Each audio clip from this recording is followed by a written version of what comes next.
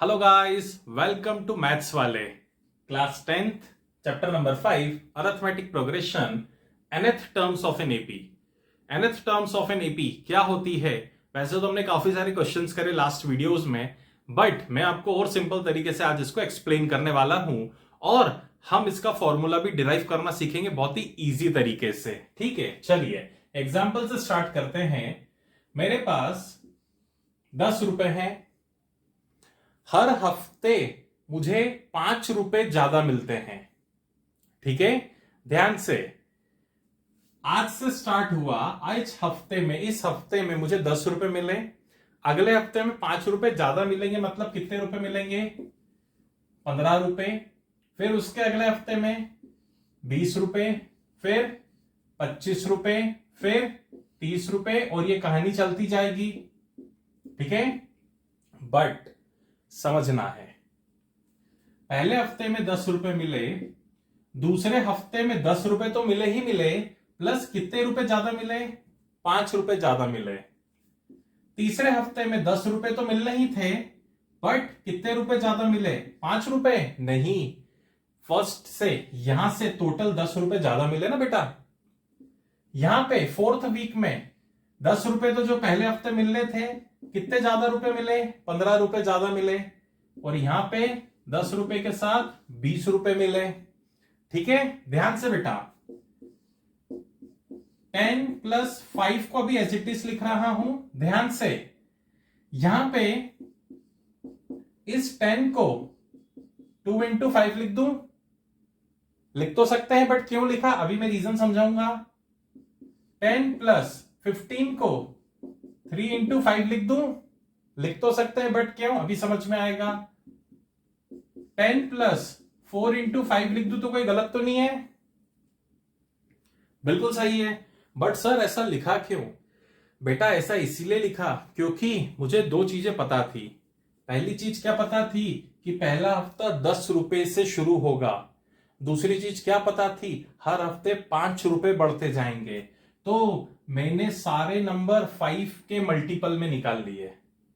तो अब समझने वाली बात है, ये वाले 5 के आगे कुछ नहीं है, मतलब 1 है, तो इसकी अंडरस्टैंडिंग के लिए क्या लिख देता हूं? 1 इंटू 5 लिख देता हूं। ध्यान से बेटा, पहले वीक में 10 रुपए मिले, दूसरे वीक में 15 रुपए मिले, थर्ड वीक में 20 रुपए मिले, फोर्थ वीक में 25 रुपए मिले, फिफ्थ वीक में 30 रुपए मिले। अरे ये तो मिले ना, रिलेशन समझो।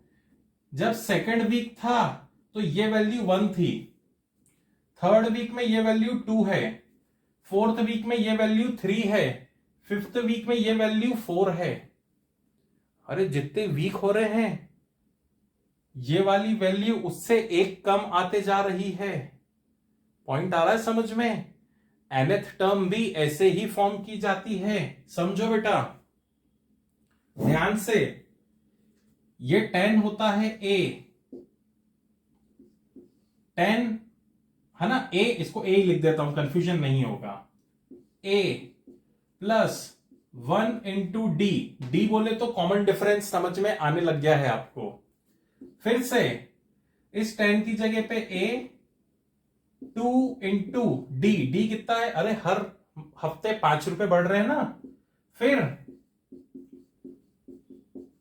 लिख दूं 10 की जगह क्या लिख रहा हूं? a, और यहां पे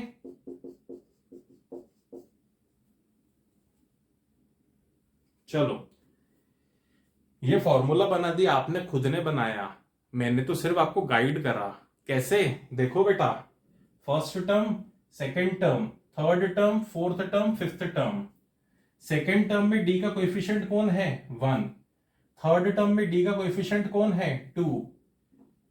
फोर्थ टर्म में डी का कोएफिशिएंट कौन है? 3। फिफ्थ टर्म में डी का कोएफिशिएंट कौन है? 4। 10वीं टर्म में डी का कोएफिशिएंट कौन होगा? 9। 1000वीं टर्म में डी का कोएफिशिएंट कौन होगा? 999। nth टर्म में डी का कोएफिशिएंट कौन होगा? n-1, एक कम होगा ना। तो यही तो फॉर्मूला है। किसका फॉर्मूला है? an equals to a plus n-1 d का। अरे nth टर्म है तो d का कोएफिशिएंट एक तो कम होगा ही ना। पांचवी टर्म में d का कोएफिशिएंट 4 था, तीसरी टर्म में d का कोएफिशिएंट 2 था, तो nth टर्म में d का कोएफिशिएंट कितना होगा, n-1 होगा। अरे यही बन गया nth टर्म का फॉर्मूला। इधर देखो, a प्लस 1 मतलब n-1 जो भी टर्म है, और d, हमारा d क्या है, कॉमन डिफरेंस है, जितने रुपए हर हफ्ते मेरे बढ़ रहे थे। इस तरीके से फॉर्मूला डिराइव किया जाता है। अरे ये फॉर्मूला किसका बना, जनरल टर्म का, nth terms of an AP का, ये nth टर्म्स का फॉर्मूला है। ठीक है, इसको रब करता हूं और थोड़ा सा लिखते हैं इसके बारे में।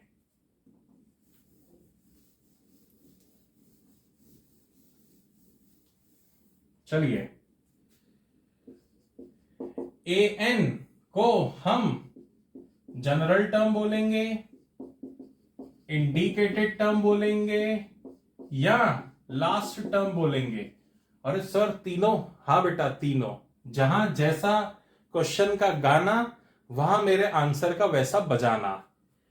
कभी कभी ये जनरल टर्म बन जाएगी, कभी कभी मैं इसको इंडिकेटेड टर्म बोलूंगा, कभी कभी मैं इसको लास्ट टर्म भी बोलूंगा। ए क्या है, सबको पता है, फर्स्ट टर्म। एन क्या है, टोटल नंबर ऑफ टर्म्स। और डी क्या है बेटा, कॉमन डिफरेंस। ठीक है, चलिए एक छोटा सा एग्जांपल लेता हूं इसके ऊपर और हम इसको डिटेल में समझते हैं। चलिए, मैं आपके सामने कुछ नंबर्स लिख रहा हूं। ठीक है, क्या नंबर्स हैं सर, इवन नंबर्स हैं। ठीक है, और प्रिसाइज करते हैं, ये 2 का टेबल है। 2 1 जा 2, 2 2 जा 4, 2 3 जा 6, 4 जा 8, 5 जा 10। क्यों, अभी मैं बताता हूं आपको। हम इससे 3 चीजें डिराइव करेंगे। ठीक है, चलिए सबसे पहले जनरल टर्म डिराइव करेंगे। कौन सी टर्म, जनरल टर्म को हम डिराइव करना सीखेंगे। फॉर्मूला क्या था, a n equals to a plus n-1d। चलो, ए एन, ए बोले तो फर्स्ट टर्म कितनी है बेटा, 2, n-1, d कितना है, 4 - 2, 2 प्लस 2 का अंदर मल्टीप्लाई करो, 2n-2 कट गया, तो an किसके इक्वल आ गया, 2n के। यही मालूम है क्या है, जनरल टर्म है इस पूरी टेबल की। ठीक है, चलो सेकंड केस में क्या निकालूंगा, इंडिकेटेड टर्म। जैसे आपको इसकी 10th टर्म निकालनी है, आपको पता है 10th टर्म 20 आएगी, 2 10 जा 20, बट इंडिकेटेड टर्म कैसे काम करता है समझो बेटा उसको। फॉर्मूला सेम ही है तीनों का। हाँ, n की वैल्यू 10 हो चुकी है। अरे इंडिकेटेड टर्म है ना, a कितना है 2, n की वैल्यू 10-1 है ना, और d कितना है बेटा 2, 2 प्लस 10-1 9, और ये 2, 2 प्लस 18 और 20। ये तो पता था आपको कि 10th टर्म कितनी होती है, 20। इसी चीज को बोलते हैं इंडिकेटेड टर्म। इंडिकेटेड मतलब जो टर्म आपको निकालनी है। अब किसकी बारी है, लास्ट टर्म की बारी है। लास्ट टर्म तो सर ये टेबल तो इंफिनिटी तक जाएगी, बिल्कुल जाएगी। तो अब आप बोलो कौन सी टर्म निकालें, 55 टर्म निकालते हैं। मैं 55th टर्म को लास्ट टर्म मान रहा हूं। अरे आपकी मर्जी, अब जिसको भी मानो। n की जगह 55, ए बोलो 2, 55 - 1, d बोलो बेटा वो भी 2, कितना आया, तो A55 2 प्लस कितना होगा 108, तो 55 कितना हो गया 110। तो ये मेरी क्या हो गई, लास्ट टर्म हो गई मेरी अंडरस्टैंडिंग के लिए। ठीक है, तो अब आप समझना बेटा, एक अच्छी चीज बता रहा हूं। फॉर्मूला तो है ही है, बट आपके पास जनरल टर्म आ चुकी थी पहली बार में। आप मालूम है इस जनरल टर्म में भी अगर n की वैल्यू रखते जाओगे ना, आपका आंसर आता जाएगा। कैसे, इधर देखो, इंडिकेटेड में हमने n की वैल्यू क्या रखी थी 10, आंसर कितना आया था 20, रखो n की जगह 10, 2 10 जा 20, खत्म हो गया। n की जगह कितना रखा था 55, रखो 2 इंटू 55 110, आ गया आंसर है। तो सर ये क्यों करा हमने?